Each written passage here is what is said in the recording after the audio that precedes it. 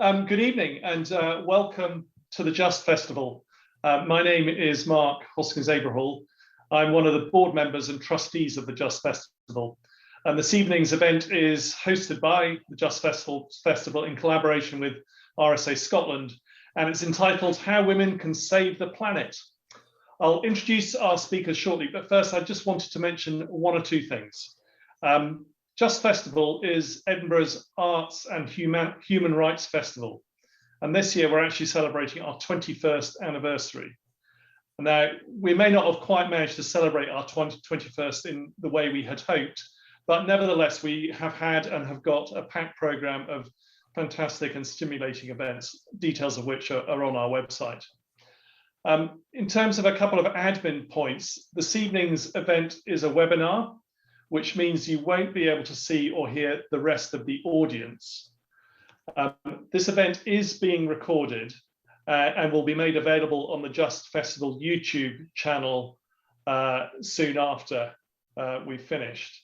The event this evening will last about an hour, and the panelists are very happy to take questions. Very often we leave that to the end, but actually I think happy to take questions during the course of the event. So if you have questions, if you look at your menu bar, you should find the Q&A button at the bottom, and you can comment or ask questions there, and we'll try and keep an eye on that as we go. This is obviously being recorded, and so if you want to, you have the ability to interact and ask those questions anonymously. So if you'd like to do that, then please do. So that's the admin done. Our conversationists this evening are Jamie Cooke and Dr. Anne Karpf. Jamie is head of RSA Scotland and is responsible for the development of RSA's activities here.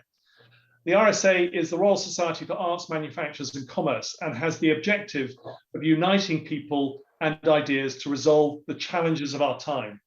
And surely there is no larger challenge faced by us than the climate emergency. With COP26 being hosted in Glasgow later this year, Scotland will be in the spotlight over the coming months. So I'm looking forward to the conversation. I think with that, I'll hand over to Jamie and let him introduce Anne. So Jamie, over to you. Thank you very much, Mark, and good evening, everyone. I'm delighted you can join us for this very important and timely event, as Mark mentioned there. There's a lot of very critical discussion taking place. We've seen the recent reports coming out highlighting the serious nature of the threats we face from the climate emergency, and look ahead to COP26 and what comes beyond that in terms of the actions, the changes, the systems we need to affect if we're actually going to not only survive but thrive within this challenging environment we find ourselves in. So I'm delighted that tonight we're joined by Dr. Anne Karpf, Professor of Life Writing and Culture at London Metropolitan University. She's a writer, sociologist, award-winning journalist, and a regular broadcaster. And tonight we're going to be talking about her new book, which will be coming out shortly, How Women Can Save the Planet, a critical reflection on approaching this huge subject in a very different way by capturing the stories, the impacts, the loss, the struggle, the hopes and the fears that really confront us across this debate just now.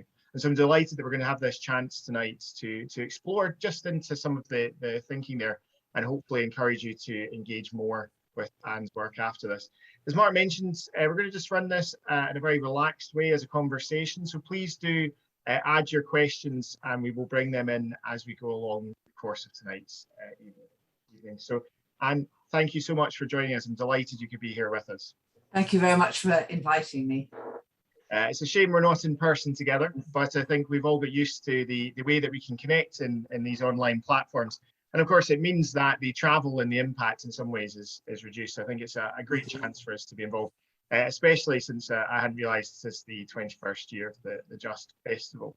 To kick off our conversation this evening, I wanted to ask you, obviously your book is How Women Can Help Save the World, or Can Save the World. What would you see climate change, the climate emergency, has to do with gender? Some people might look at this and think this isn't the way that we approach it. So why is the framing? Why is that where you're starting from? Well, it's a very good question, because in fact people have said that.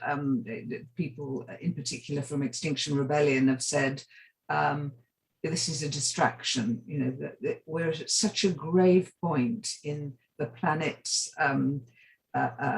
history and evolution that focusing on partisan issues and special pleading is really a distraction. And they really couldn't be more wrong.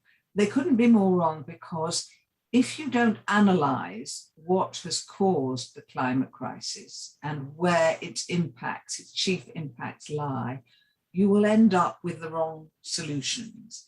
And there's now a wealth of evidence in reports from NGOs, governments, the IPCC, the Intergovernmental Panel on Climate Change, the UNFCCC. Apologies for all these acronyms. This area is absolutely strewn with acronyms. Acronym hell, abbreviation hell. All these reports, charities, for over 20 years now have been showing that the climate crisis does not impact equally on everyone. We know, we've known for some time that it affects people in the global south far more acutely than in the global north. And it's interesting, we've had all this publicity recently about the floods in Germany, the fires in California, because they occur in the rich nations. But in fact, this has been going on for a long time in the global south. And so what we've known for a long time is that those countries that have done least to cause the climate crisis are most affected. But then within that, and also across in the global north as well, and I use these terms loosely because they're very imperfect terms, they're all we've got. Within those countries, not everyone is affected equally.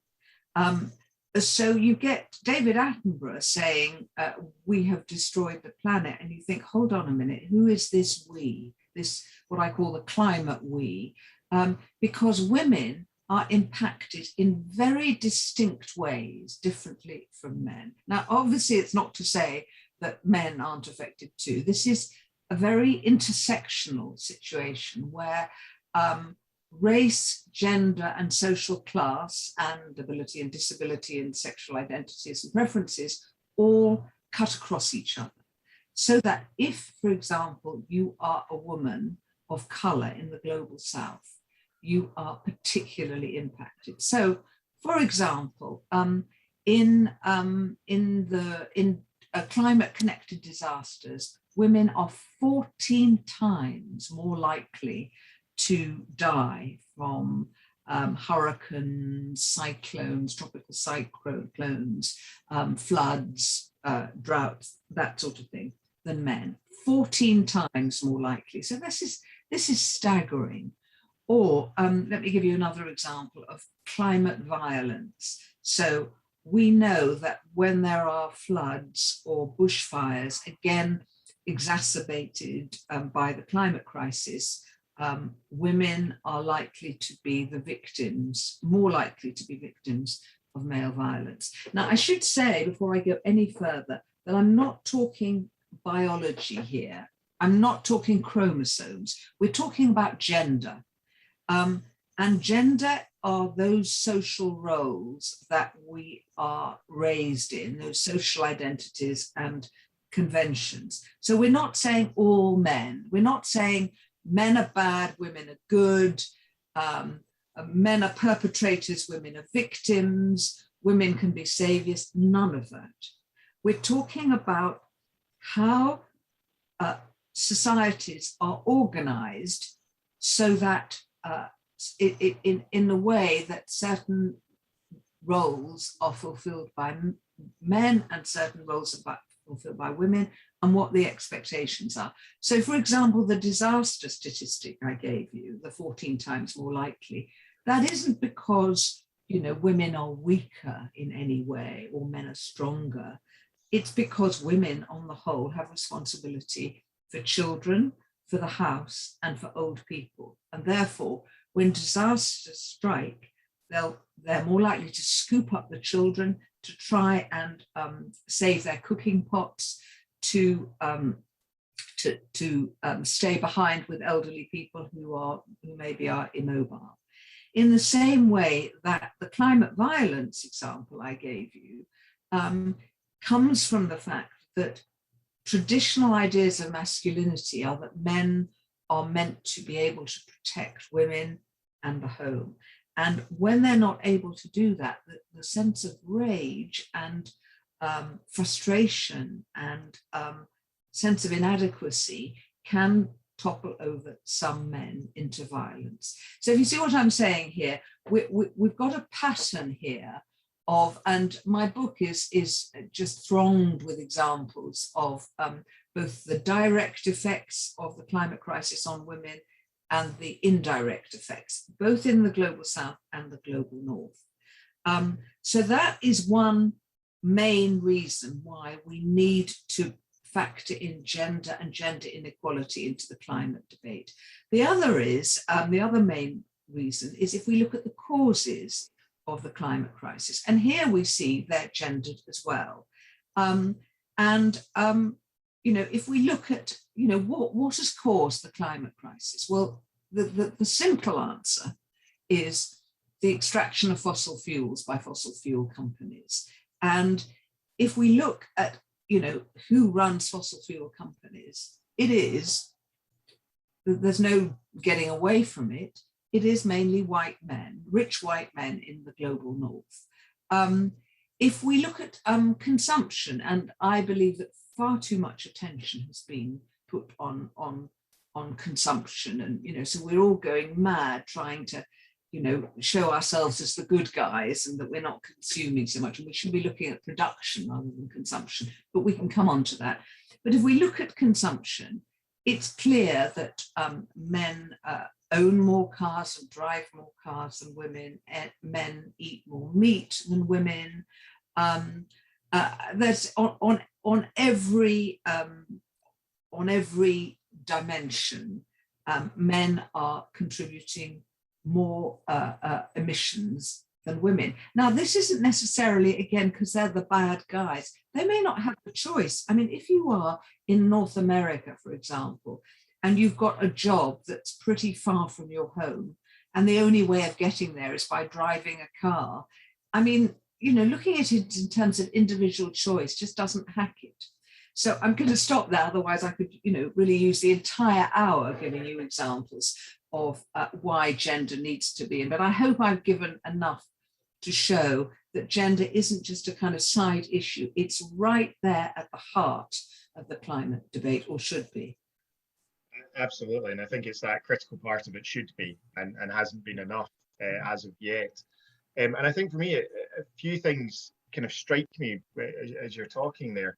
I think that, you know, intersectionality that you talked about, I suppose both about the characteristics of humans individually, but also that interaction with wider society and systems.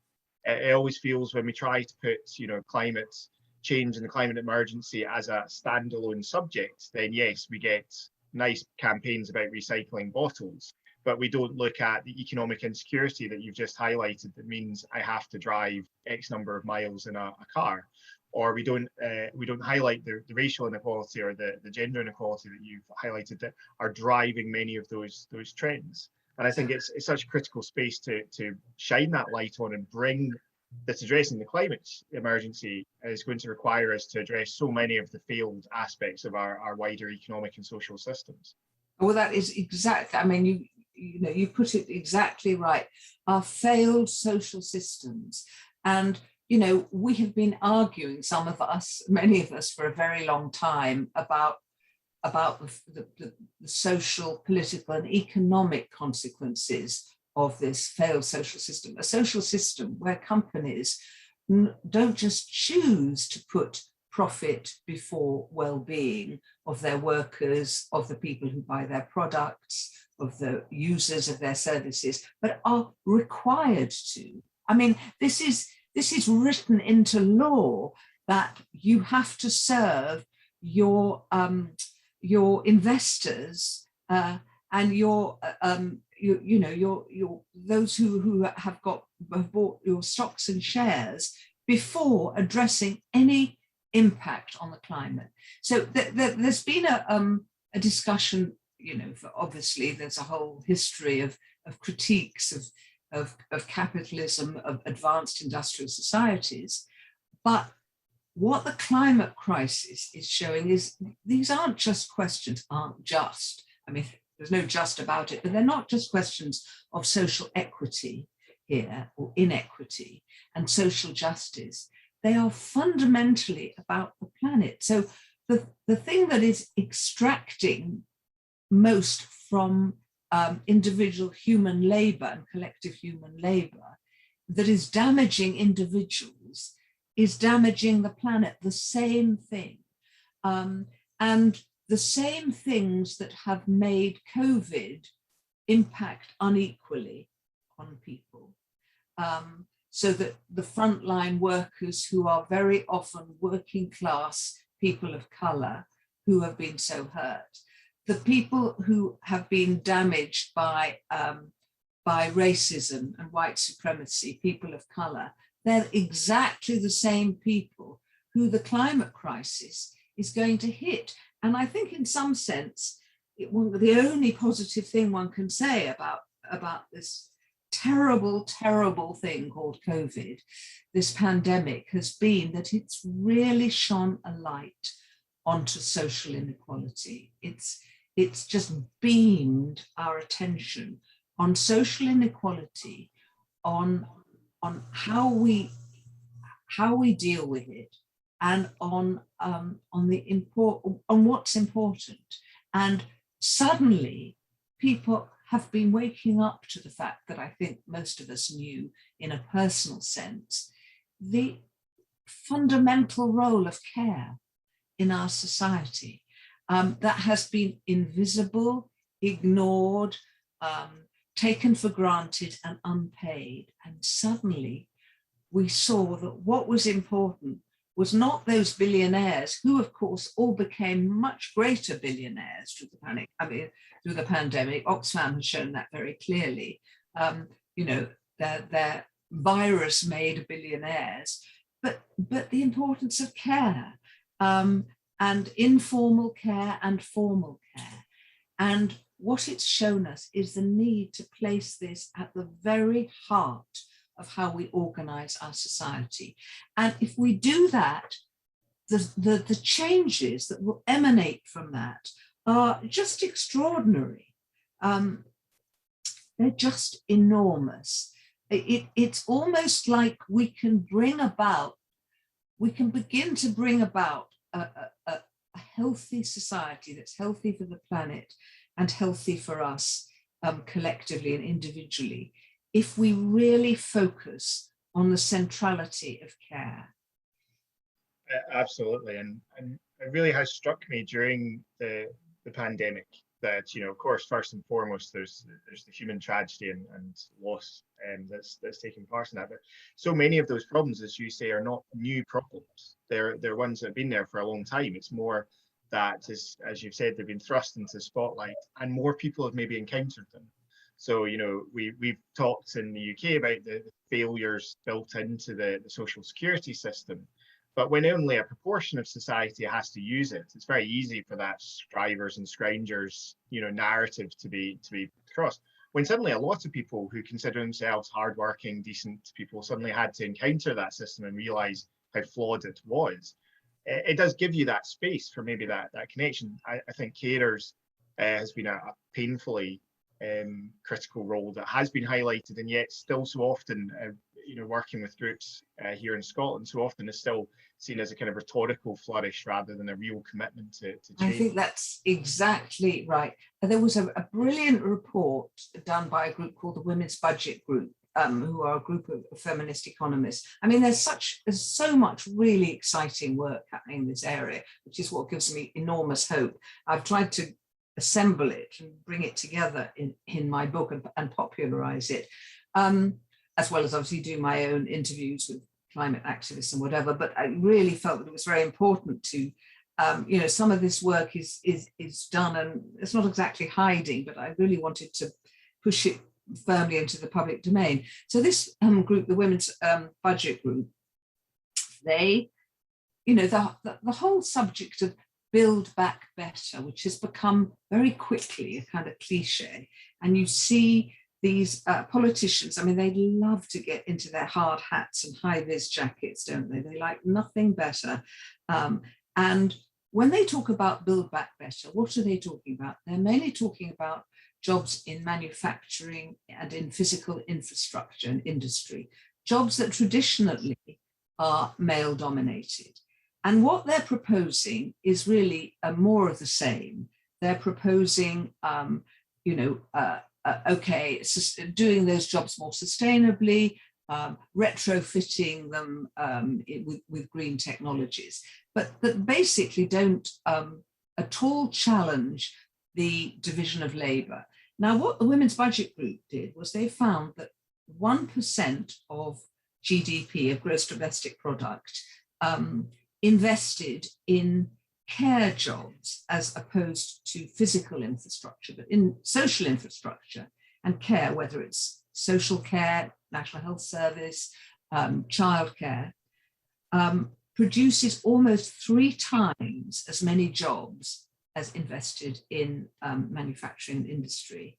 And the jobs are 30% less polluting. Now that is a staggering statistic to me.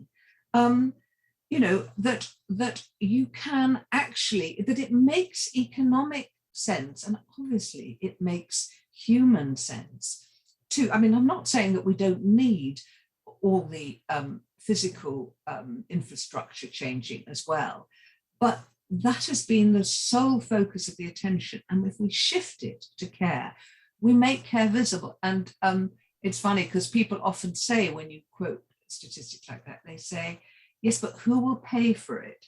And my answer always is, well, someone is already paying for that care, even if it's unpaid. And if you have to ask that question, it's probably not you. The amount of unpaid care that goes on. And I know that some people really resent the imposition of economics and the cold calculus of numbers into the area of care. I mean, there was a feminist economist, Marilyn Waring, who first started to say, gross domestic product, what does that leave out? That leaves out things like, have we got clean water or have we got dirty water? Have we got polluted air or have we got unpolluted air? Gross domestic product doesn't care about that. It cares about the fact that if we increase cigarette production, that's good because we've got economic growth. And if that produces more cancers that need more surgery, that's good because that's also growth and productivity. Hold on a minute. If we get people to smoke less through many different ways, not through making them feel guilty, but through supporting them through smoking less, that's bad because that doesn't show up in gross domestic product. So we can see that our society rests on a fundamentally very flawed basis if economics and the market are the benchmark. But that said, we can also use those economic arguments to our advantage because we can recast our economy not based on economic growth. And I discuss in my book the whole concept of not just zero growth, but degrowth, which is a lot of the conversations are now around. But how we can, and this is where modern economics is going. You've got Kate Raworth's book, Donut Economics, which is really looking at how we can think about how we reorganize our society so that people's basic needs are met, everyone's basic needs are met, and the planet is cared for. And she shows in a very graphic way that there is an area between meeting everyone's needs and caring for the planet. There's a kind of sweet spot where that can happen. And at the moment, we are way out of kilter because we know that people all around the world, and of course, COVID has highlighted this, are not having their basic needs for food, shelter, education, all those things, safety met. And we know that the planet is being absolutely wrecked by the greed and the imbalances in parts of the world. But, if people say, who's paying for it, we can answer. We can say, at the moment, the people who are paying for it are mostly the poorest people in the world who haven't caused the crisis, and are, in particular, are women of color. And I mean, I just love this quote from the American poet Audre Lorde, who said that the master's tools cannot dismantle the master's house. So in other words, we can't use what's got us into this situation to get us out of it. We need different ways of solving this solution. And this is where all these exciting new ideas come in. Absolutely. And I think one of the concerns, you know, when you were touching on the Build Back Better motto, and, you know, it did feel during the early stages of the pandemic that there was an energy, there was a sudden sense of change and momentum. You know, I do a lot of work around the idea, for example, of a basic income, which, you know, not so long ago was a completely fringe idea. And we're now in a stage, certainly here in Scotland, you know, where the First Minister is committed to it as a long-term goal for the country. Now, that was partly because you had this sudden energy of people seeing that insecurity you've talked about, and, you know, and the issues attached to it. And we saw that around the well-being economy agenda that's been very strong here in Scotland and other countries. Catherine Shebeck and people, as you mentioned, Kate, obviously, as well, with her fantastic work. My big concern just now is that it feels that that momentum runs the risk of course, being overcome by a status quo, by that returning back to where we were, exactly as you said, using the tools that got us here. Because of course, for a very small group, those tools are incredibly successful and condense an awful lot of power. And I've been struck recently by hearing language around well-being in the economy, for example, being used by, you know, probably quite a few sources who I would suspect are not particularly committed to that concept, but I've realised there's a degree of public interest. So it's a way to badge up that return. Are you seeing those challenges around that power of the status quo and how people are coming back? And are there particular, are you seeing particular elements that are being successful in starting to maybe maintain the momentum that we need to see? I mean, that's a really interesting question, an interesting point, and interesting because I think there was, as you have correctly identified, at the beginning of the pandemic, there was this idea where, wow, you know, there's this different vibe around, there's this different thing happening. And, you know, this is, and people were saying, oh, this is a dress rehearsal for the climate crisis. And almost like, oh, look how quickly things can change. And it was true. That is a very important lesson. That's another one that's come out of COVID, how quickly things can change. You know, they can tell us, oh, there's no money for this, although we also see this when countries want to go to war, how quickly they find the money somehow. It's stuffed back, you know, under the mattress or down the back of the sofa. They somehow find the money when they need it. But, you know, and people say, look how quickly things can change. Yeah, and look how quickly things can change back is the other lesson we learn. And I think one of the things we need to remember is, you know, climate change and green politics was presented in a kind of very apolitical way for a long time, with a kind of fuzzy, you know, oh, this will give you a warm feeling, and this is about doing the right thing in some kind of moral way. I mean, this is about politics and economics, and this is about ruthless corporations who are making huge amounts of money and want to continue by ruining the planet, and want to continue to do so, and will use whatever greenwashing is available to them to try and conceal this. This is what's going on. And, you know, you get, I mean, you know, the whole idea of the carbon footprint,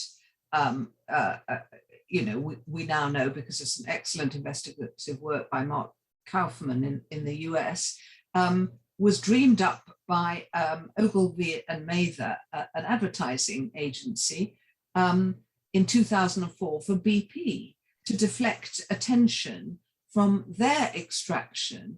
And so we could all focus on, oh my goodness, I haven't recycled my plastic bag this week, or, oh my goodness, I've bought something that's polyester rather than viscose, which, by the way, I do try and avoid polyester, but so far it doesn't seem to have saved the planet. I wonder why.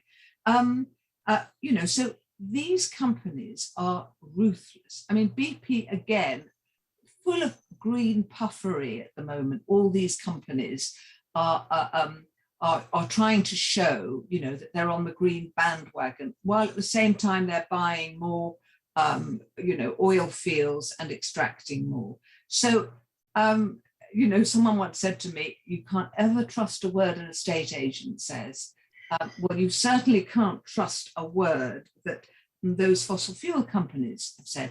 So what we're in here is not any kind of fuzzy feeling, kumbaya, let's all join together moment. We're at a critical point of ruthless companies who want to continue to do what they're doing.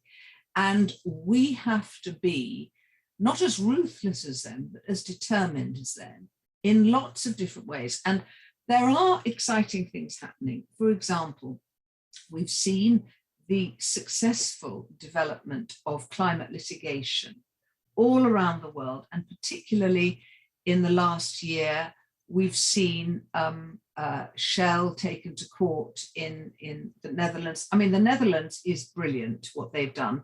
Urgenda, a climate group that took the Dutch government to court. We're seeing at the moment a group in the UK called Paid to Pollute, who are fighting the Cambo oil fields. So we're seeing ingenious, inventive ways. So we know about Extinction Rebellion and direct protests of the kind that are taking place in London, central London at the moment. But climate litigation seems to me very interesting, because what it's doing is it's saying, okay, you companies and you governments, you signed up to the Paris Agreement. You signed up to not allowing an increase in temperature above 1.5 over pre-industrial levels. What are you doing about it? And so in that gap between what they're saying and what they're doing is where climate litigation is pushing. I mean, there are a lot of, there's now developing the idea that Polly Higgins, who alas died before she could see this moment, developed the idea of ecocide, of, we've got the idea, the International Court of Genocide. What about ecocide? So there are lots and lots of things happening. I give lots of examples in my book around the world. Now, so this gives me a lot of reasons for optimism. You mentioned well-being. All the examples I give in my book are being tried somewhere in the world. I mean, so New Zealand is embedding well-being into all its politics. I can give you every one of these examples is feasible, is realistic. What is not giving me hope at the moment is the UK government, because COP26 is going to be really make or break time. And I really don't like climate alarmism. I try and not go there, because honestly, I'm a pessimistic enough person anyway. It's the last thing I need. But what do we see for COP26? The UK delegation entirely dominated by men. At the beginning, it was all men. Now Anne Trevelyan, the energy minister, has been added in there after criticism, but there's nowhere near parity. Why does this matter? Not because women are earth mothers or have some intrinsic genetic connection with the earth, but because, and we know this from a lot of research, women take climate crisis more seriously, they take risk more seriously, and there's lots of reasons you can speculate why that is, but one of the most feasible ones is because women are often left picking up the pieces. So, and with traditional responsibilities of care for old people, children, etc., it falls to them. So we know that, I mean, there are some staggering statistics. Countries that have more women in government have lower carbon footprints. I mean, this is extraordinary, and are more likely to ratify treaties around the climate crisis. So there is a direct link between the likelihood of doing something concrete about the climate crisis and having women involved. I mean, what could be a clearer reason, a more obvious, pressing rationale for integrating women? And yet we are nothing like parity. There's a new group that's been formed, lots of groups come together called She Changes Climate, that are pushing for parity. So we need women right in the heart of COP and pushing these arguments if we're going to bring about this vital change. Absolutely, and I mean, I think it's been telling during the COVID crisis that many of the countries that have had the most horrific responses to COVID tended to be led by strong men leaders, strong in their own heads, if not in reality. And obviously many of the more successful cases, as you highlighted, are in countries that have women leading the country, that have responded in a different way. And even sometimes where maybe the responses haven't been as dramatically different in terms of policy, the communication, the interaction, the kind of empathic connection around it has certainly been light years apart, and I think is critical. Shows that difference. You know, instantly when you talked about the focus on investing in infrastructure, why do we do that? Even though we can show the data that, you know, investing in care would have a bigger economic and social benefit. But that kind of very gendered role of, you know, building big things and, you know, putting your name on a bridge is, you know, in a male-dominated society, I think it reflects a very long-standing tradition of that strong leader, strong man. Totally. There's a really interesting paper by an American academic called Cara Duggett on what she calls petromasculinity.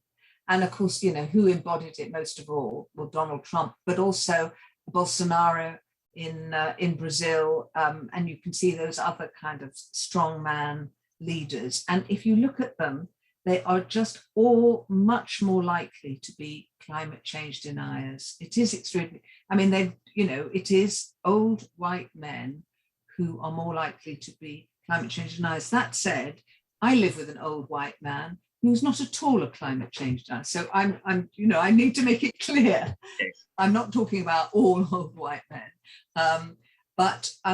yeah, the statistics on this don't lie. And just kind of relating into that, we've got a question from Rachel who'd asked, would having more women on boards of transnational companies make a difference? And it's a really interesting one. Would increasing, you know, the number of women on boards of these big, dangerous, you know, climate affecting companies, would it help? Or are the structures of those so intrinsically designed in one way that they need taken out the back and shop maybe? It's a great question, Rachel, and I think the answer is no.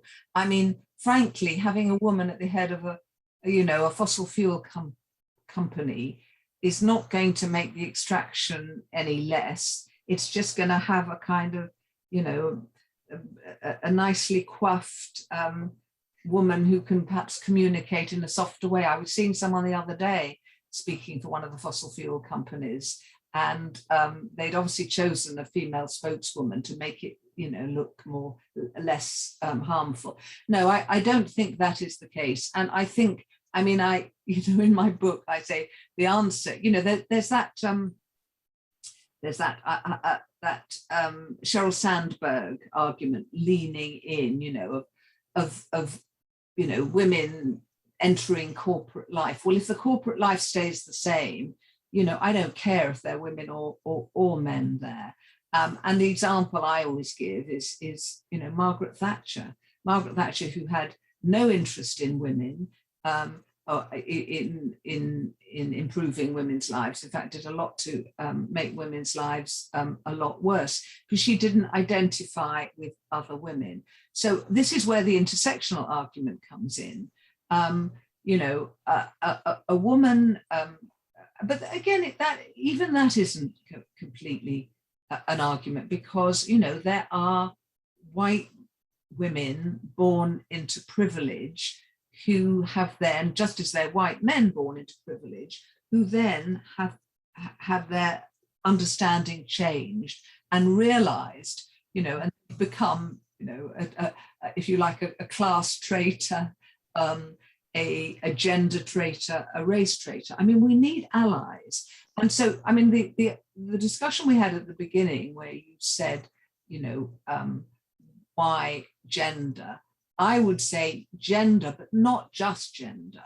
That's my argument to Rachel. Gender alone doesn't do it, because if a woman is coming in and trying to just do the same part of the whole extractivist culture as a man, it's not going to make any difference.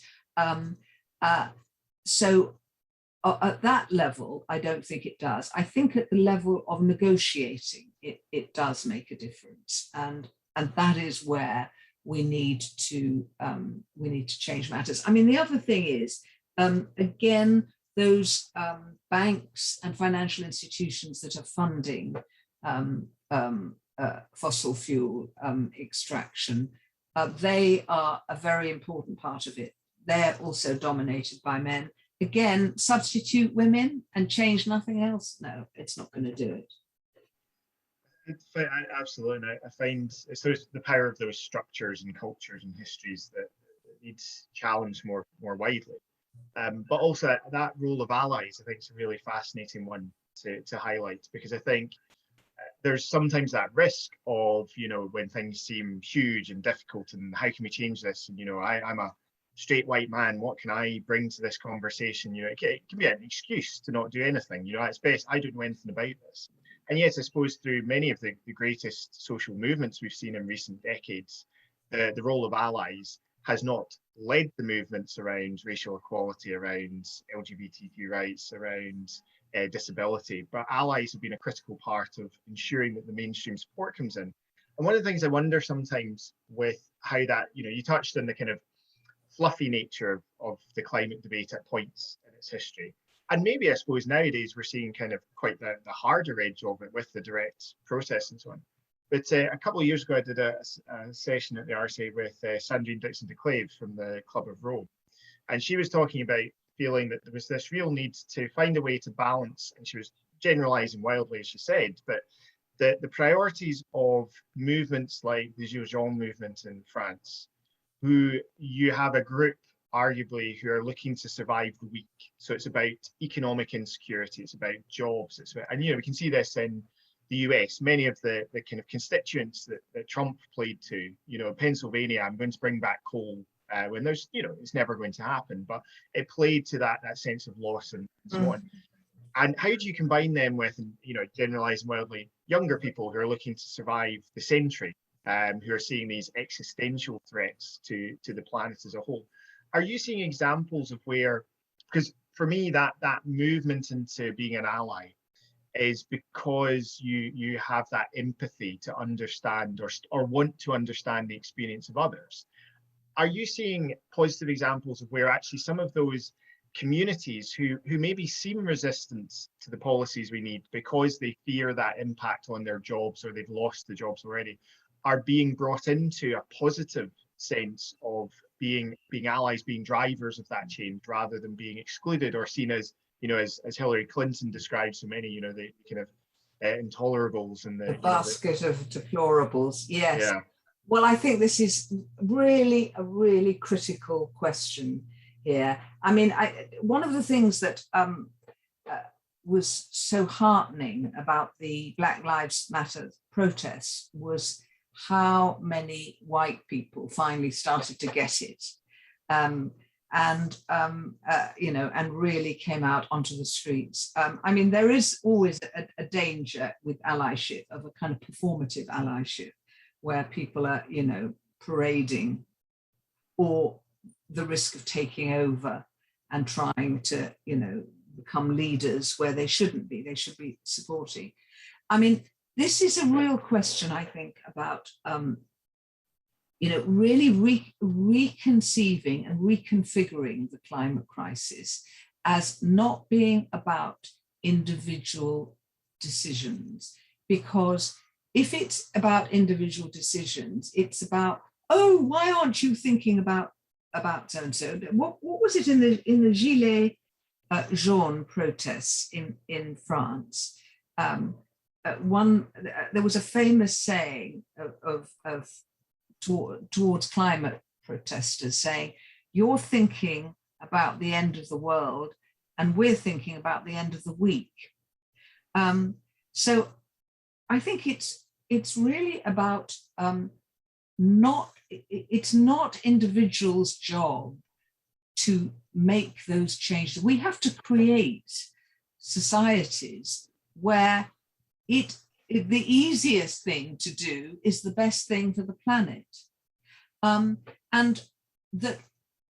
so that the impetus has to come from somewhere else. And if I can give you an example, it comes from India. It comes from the poorest women in Gujarat, the Dalit women, the lowest caste women. And it's in an area where there's flooding alternates with drought. Flooding, drought, flooding, drought. And a group have developed a water management system called the Bungru. And they have trained the poorest women in how to install and maintain this system that takes the water from when it's flooding and keeps it for when it's drought. And these women, it's extraordinary. These women have become empowered. I hate that word empowered because, you know, I associate it with people talking about pole dancing, you know, but, you know, these women have become empowered. In India, 40% of farmers are women, but they own 2% of the land. These women have now been given land rights because they have developed this skill, and their whole social standing has changed. Their lives have totally changed, and the management of the land has changed. Now, to me, this is an example where you are starting at a different end. I mean, with Gilets jaunes, you know, superficially, that might have seemed like Macron was trying to do something to protect the planet. So you raise prices. I mean, that is, you know, you have left out so many steps in between. I mean, you know, transport is a very interesting area. Let's forget about transport for work, you know, for agricultural transport, for example, and tractors. Let's just talk about the people's needs to get to work or leisure needs. I mean, it's so obvious that if you created plentiful, free public transport, and if you did that first, that people's desire, need to buy cars would and to use private cars would absolutely plummet. I mean, why would you need to?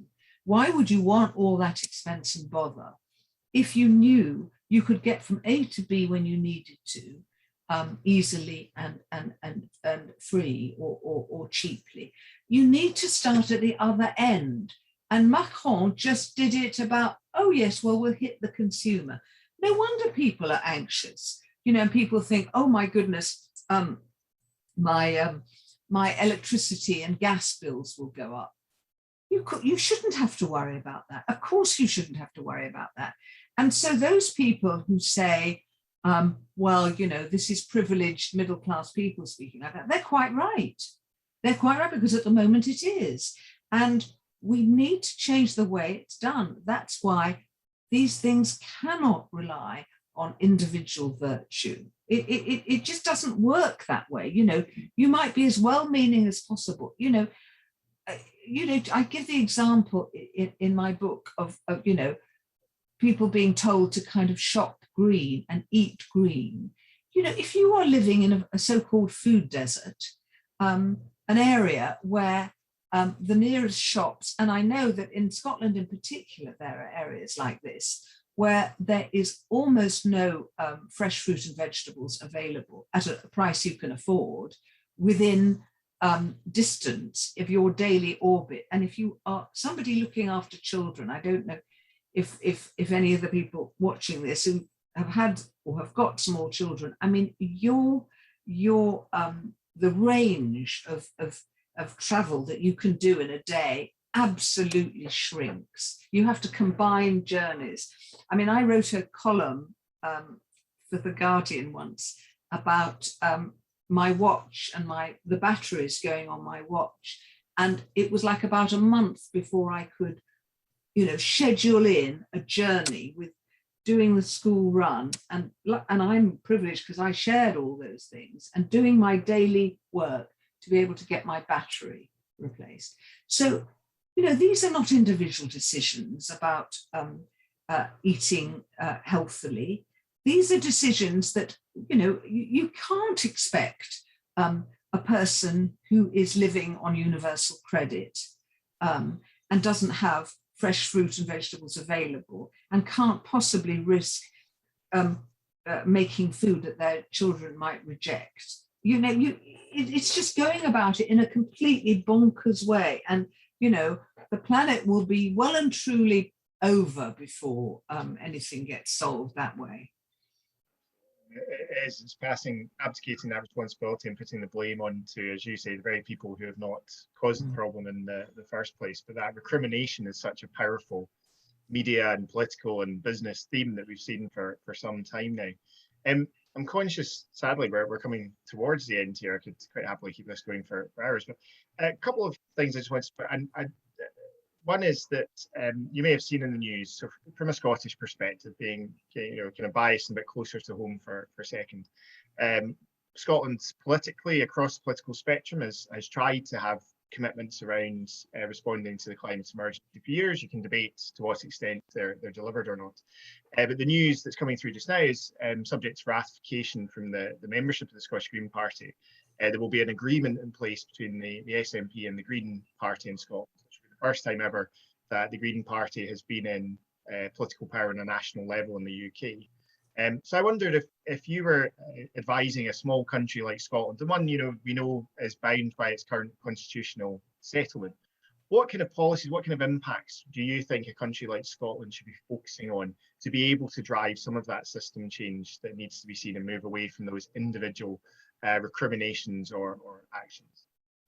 Gosh, well, that's a tough one. I mean, it's so exciting. I think this linking up. I mean, quite apart from the fact that progressive parties on the left in the UK have been saying for a long time we need these kinds of alliances. That you can't do it on your own. It's very, very exciting. I mean, there are so many things that, we've talked about some of them that I would like to see. I mean, the first really is to put an end to any oil and gas extraction or to have a very clear agenda of phasing out and replacing those. But also we need to think, the problem is people love technological solutions because they seem to offer a way of changing things least, of keeping the status quo in play. And this is all about changing the status quo. The status quo is what has got us into this mess. So I don't think technological solutions, the solution. I mean, I do a whole lot in my book about electric cars and why they're not the solution or the panacea. But I do think that public transport, that really being entirely innovative around public transport is absolutely key. I do think that care, putting that at in the heart of it is key. But there's something else that's been happening recently around the world, which I find tremendously exciting. And the nearest example of it is Paris, where the mayor, Anne Hidalgo, has developed ideas for the 15-minute city. And, you know, there are versions, there's 20-minute city, you know, all around the world, Portland, Oregon, I think Melbourne is trialing it. Lots of different countries are trialing this at the moment. And this is a real challenge to the way we think of cities, because after all, we know that a lot of this, you know, that the problems come from cities, but a lot of the solutions lie in cities. And I think this would also have an enormous impact on the gender division of labour and childcare. If we could have most of our daily needs met for employment, education, leisure within 15 minutes, and particularly if you could walk there in 15 minutes, the division between work and the home, which really is a product of the Industrial Revolution, you're challenging that in a very fundamental way. You are reducing the need for motorized transport. So instead of telling people, you know, you've got to find a way of traveling in a more green way, you're saying to people, you don't need to travel so much because your essentials are going to be on your doorstep. It's the complete opposite of what we've been seeing really over the last 20 years. You know, the local post office goes, you know, the local school closes down, the local hospital closes down, everything gets concentrated into larger areas. This is a move in completely the opposite direction. And I think it's a really, really interesting concept. So I would love to see the 15-minute city trialed in Scotland, because I do believe that Scotland is really one of the most progressive parts of the UK now, along with, you know, parts of Wales. And really here in England, well, we're shaming, we should be ashamed compared to Scotland. I don't want to idealize Scotland too much, but I certainly think that you are going to be leading the way here. So I would love to see the 15-minute city trialed in Scotland too. And I know that certainly the City of Edinburgh, I know is doing a lot of work starting to look into that. So hopefully that won't be too much longer before we see that progress. Just to finish up, conscious of our timings for tonight, I just thought, given that we have COP26, it's going to be coming here to Glasgow. It's going to be a rather huge event, we think, still so much up in the air. What would you say, just to finish us off, would be your biggest fear about COP26? And then just because I feel the need to move to give us a shot of optimism, what would be your biggest hope that might come out of it as well? Okay. Well, my biggest fear is, I've got two actually, if I'm allowed two, like versatile and discs, you know, being allowed books. My biggest fear, one is that there'll be all the talking and fine words, but nobody will actually back them up with actions, and that will be catastrophic. Or that there won't even be the fine words because people won't be able to agree, and they'll go for things like carbon trading. One of the interviewees in my book, Anissa Khan, she was wonderful. She said, carbon trading is like paying someone at the other side of the world to go to the gym for you in the hope that you'll lose weight. I thought that was just a wonderful analogy. My hope is that the pressure from around the world and the continued pressure from young people, but not just young people. I see this as very much as an intergenerational fight. Intersectionality often leaves out age and leaves out old people. And I'm very, you know, my book before this was about aging. So my hope is that there is so much pressure and that somehow these politicians and these negotiators wake up and smell the coffee, the fair trade coffee, and really do something remarkable for the future. And the thing is, they're only going to do that if we keep the pressure up on them. And that's where we should be directing our efforts, not on, have I forgotten to put out the recycling? That by all means, of course we should, but on, we are holding you morally and personally responsible for this. And we are not going to stop, and we are going to use any means available to get this halted and this juggernaut turned around. Because There is no alternative. Thank you. System change, not climate change. And that wider connectivity and that call to arms that you leave us with there to work together. Climate justice is which. Absolutely, absolutely. And thank you so much. As I say, I could happily keep this conversation going. So could I.